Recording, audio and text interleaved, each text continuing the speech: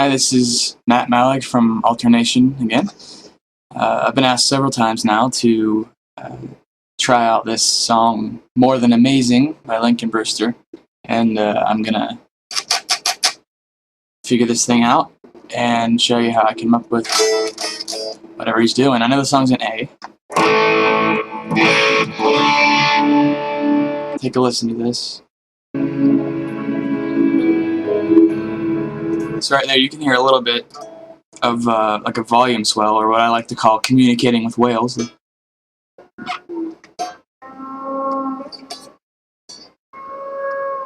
Kind of thing. But he's doing this on the 9th fret G string here. So basically with a lot of delay, I'm picking the note and swelling the volume in. Kind of gives it like a violin-esque kind of sound. We've set the captive free. This is another one there.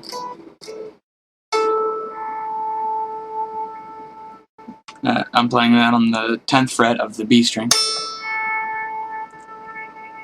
When I play live, I have a volume pedal I do this with, but if you don't, you use your volume knob just as easily.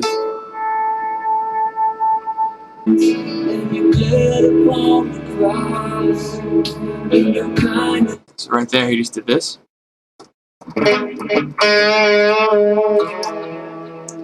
So being as this is in the key of A major, he's basing everything off of the A major pentatonic scale.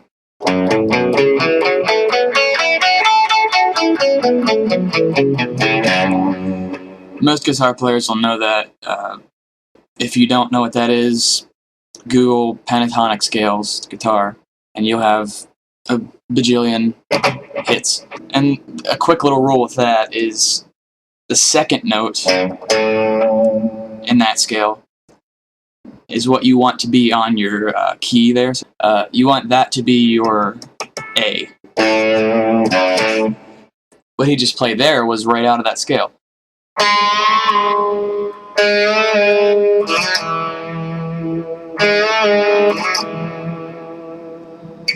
So that's on the 1st fret of the G string. Just doing a little half bend there, keeping it slow and sweet. And he's going to slide from the 2nd fret to the 4th fret, back down on the D string. Nothing complicated, just really cool sounding.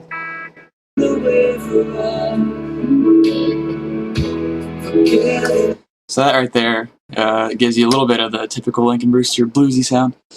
And all he did was he took the same scale and moved it up an octave.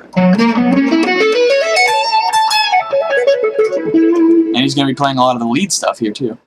And the little thing he just played there. So he's coming in on the 14th fret on the A string. He has a little hammer on, quick little hammer on there to the 16th fret. And then he has the 14th fret on the D string. And that would be the 18th fret on the G string. So, and these are all downstrokes for me. You don't have to pick it that way. That's just how I'm doing it. And that's the 14th fret on the G string. Right back down the scale here, he's going for the 16th fret on the D string, 14th fret,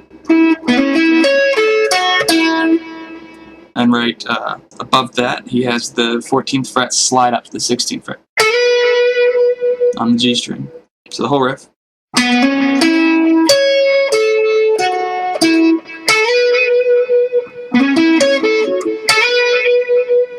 Sounds really cool. I like that a lot. So he's going to build it up here a little more.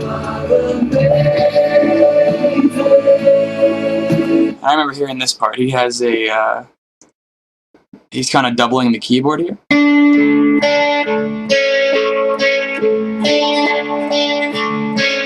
Has that little alternating pattern here. 7th fret on the D and G strings. You hear that as I play.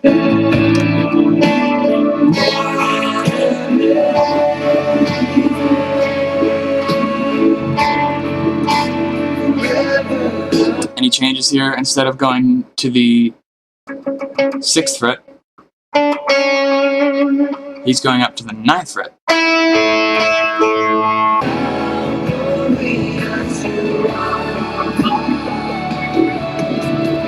So he's starting to bring in the leads here. But we have the 17th fret on the E string. He's playing everything twice here.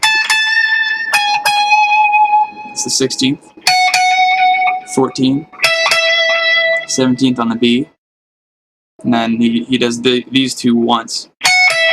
That's the 14th on the E string, and the 17th on the B string there. So it sounds like.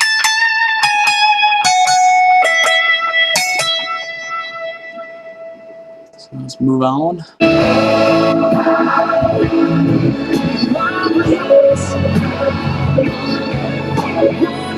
Okay, so there.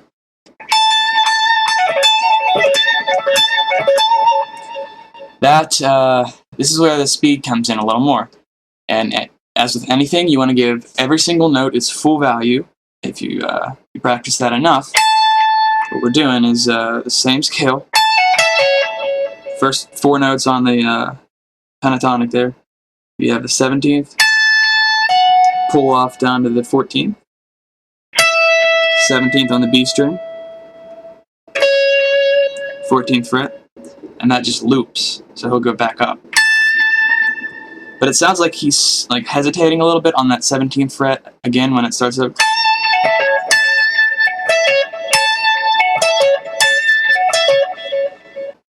All the notes kind of flow together. To get that is knowing when to pull off and when to pick. Really the rule with that, I think, is to pick the first note there, pull off, first note, pull off.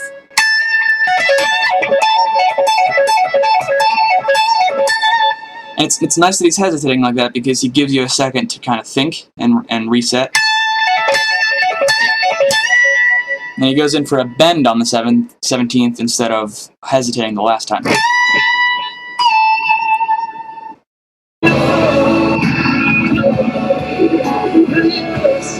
Okay, so here, I'm not entirely sure like note for note what he's doing, but it is going to be based off of that pentatonic. So again, if it's not something you're comfortable with, you can come up with something that sounds pretty darn close to this and will work, and no one's going to know the difference. Now I do hear right off the bat he's doing this,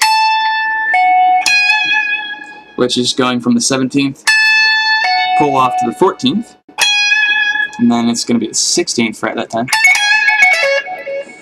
And you're going to walk down, pull off to the 14th, 17th fret on the B string, pulling off to the 14th fret. Then it sounds like he walks back up, and you can play this 2 ways. You can grab it here, in that box shape that you've already kind of walked down from, on the 14th fret on the E string. For speed's sake, I think I would probably grab that up here on the 19th fret B string. It's up to you, whatever you're more comfortable with. You know, pick one and practice that slowly.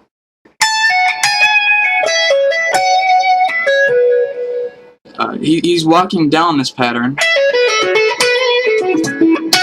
and he's hesitating on certain notes. So the first time, there's your first hesitating note. So I'm going to say he probably goes down to the G string, 16th fret, and then back up, hesitates on that 19.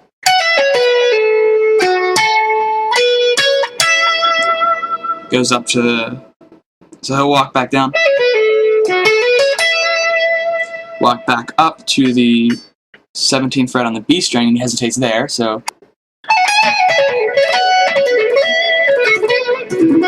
I'm not going very far down before I walk back up. I'm keeping kind of within range of what I can get up to quick. When I get about there, which is the 16th fret on D string, he's going to go back up to a bend here. So you're going to want to hammer on. You pick the first note always. Hammer on the second note, which is the 16th fret. Same there.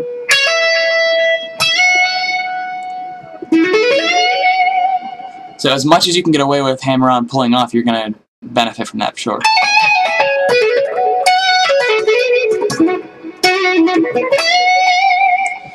Bending that last note there.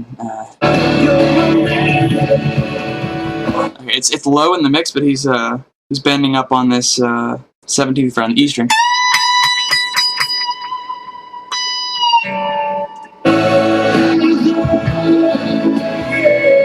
Okay, and he has like this.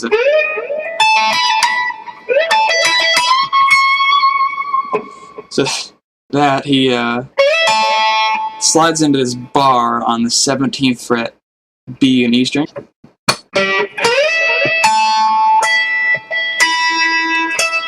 So there he goes up to the 19th fret. He's returning, pedaling off of the B string there, returning back to that note every time. And he bends that 19 up to 21. Okay.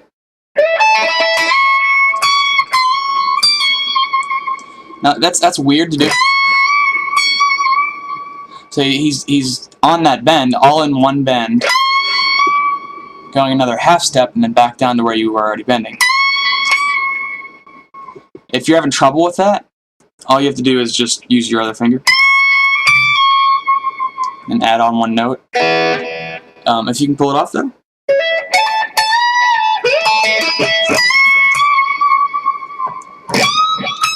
And I'm running out of frets because I have a Les Paul here with only 22 frets.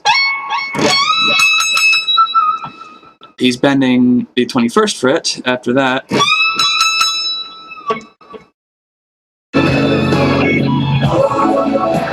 So that's a cool little riff there.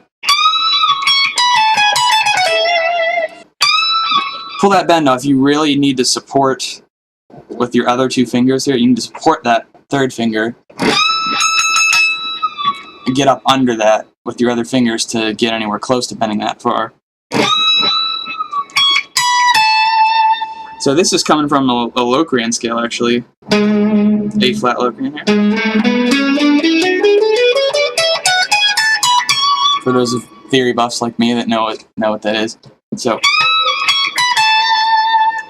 you're just going to walk right down there. So that's 21, 19, 17, 21 on the B string there.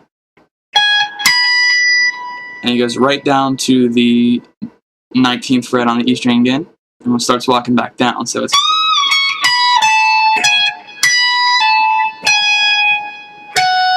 So 19th fret on the B string, 17th fret.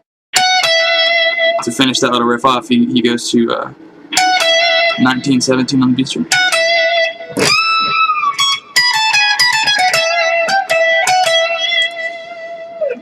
And that, picking-wise, I'm starting on an upstroke, down, up, and this is where it becomes pretty important to focus, is a downstroke there. And I do kind of a sweep pick, where it's down, down.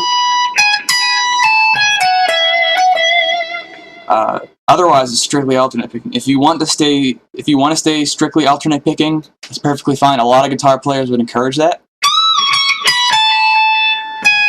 So to where it's down, up, down, up, down, up. You're ending on an up there. Personally, I just don't do that. So whatever you're comfortable with. And to finish off the guitar part here, he does this. And that really reminds me of something Neil Schon would do. And Lincoln Brewster did play for Journey before he was saved in the worship scene there. So it makes sense. Sounds a lot like him. A lot of Eric Johnson influence too. But that little riff is 14th fret B string, half bend there, back down to the same fret. And this is again in the Pentatonic scale. So we're going to the 16th fret G string, 14th fret, 13th fret, back up to the 14. And as a guitar player, that's kind of your time to bow out and let it fade by itself with that sweet vibrato. He has the choir sing, the congregation. If you have a big enough congregation, you can pull that off and stop the music altogether. But sometimes if you have a smaller church, it might be a little awkward to just stop the music. So in this case, again, it's just something really soft and, keeping time. Amazing. It's kind of something like that.